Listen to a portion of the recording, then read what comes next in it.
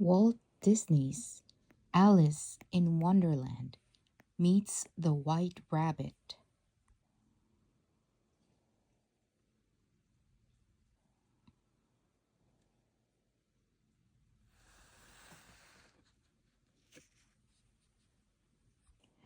Do you know where Wonderland is?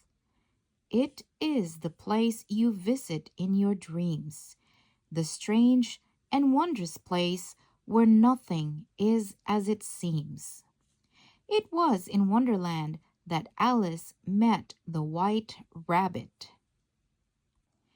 He was hurrying across the meadow, looking at his pocket watch and saying to himself, I'm late for an important date.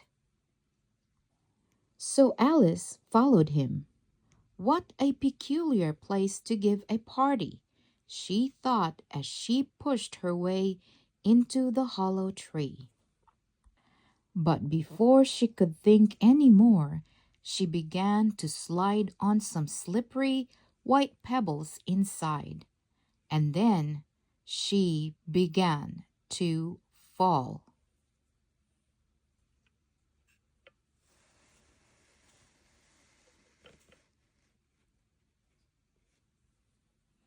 Curious and curiouser, said Alice as she floated slowly down, past cupboards and lamps, a rocking chair, past clocks and mirrors she met in mid-air.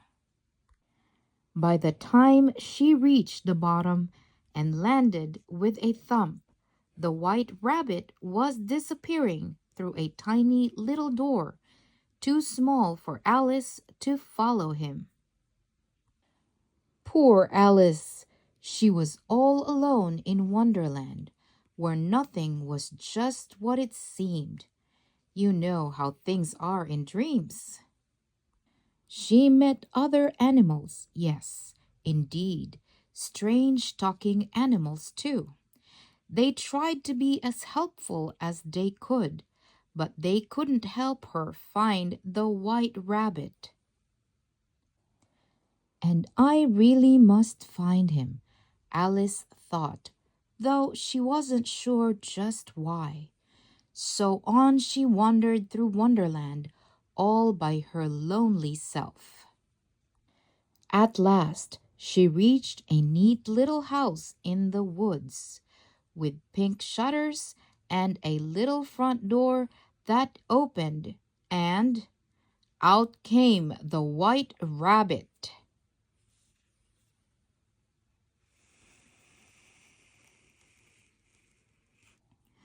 Oh, my twitching whiskers, he was saying to himself. He seemed very much upset. Then he looked up and saw Alice standing there. Mary Ann, he said sharply. Why, Mary Ann, what are you doing here? Well, don't just do something. Stand there. No, go get my gloves. I'm very late. But late for what? That's just what Alice began to ask. My gloves, said the White Rabbit firmly. And Alice dutifully went to look for them, though she knew she wasn't Mary Ann. When she came back, the White Rabbit was just disappearing through the woods again. So off went Alice, trying to follow him through that strange, mixed-up Wonderland. She met Tweedledee and Tweedledum, a funny little pair. She joined a mad tea party with the Mad Hatter and the March Hare. She met a Cheshire cat who faded in and out of sight, and one strange creature, Jabberwock, whose eyes flamed in the night. They all were very kind, but they could not show Alice the way until... There is a shortcut, she heard the Cheshire cat say, so Alice took it. The shortcut led into a garden where gardeners were busy painting roses red. "We must hurry," they said, "for the queen is coming."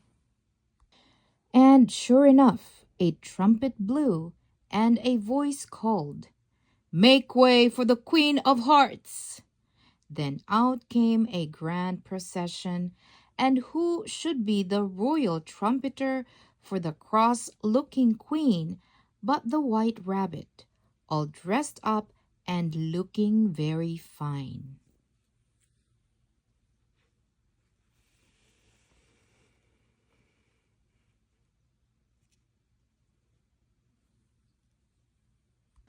"Well," said Alice, "so this is why he was hurrying so."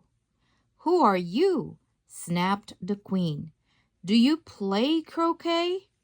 "I'm Alice, and I'm just on my way home.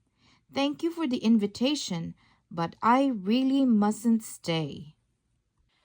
"So," cried the queen, "so she won't play. Off with her head then." But Alice was tired of Wonderland now, and all its nonsensical ways. "Pooh!" she said.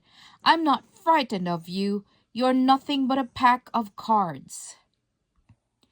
And with that, she ran back through the land of dreams, back to the riverbank where she had fallen asleep. She said as she rubbed her eyes. "I'm glad to be back where things are what they seem. I've had quite enough for now of Wonderland."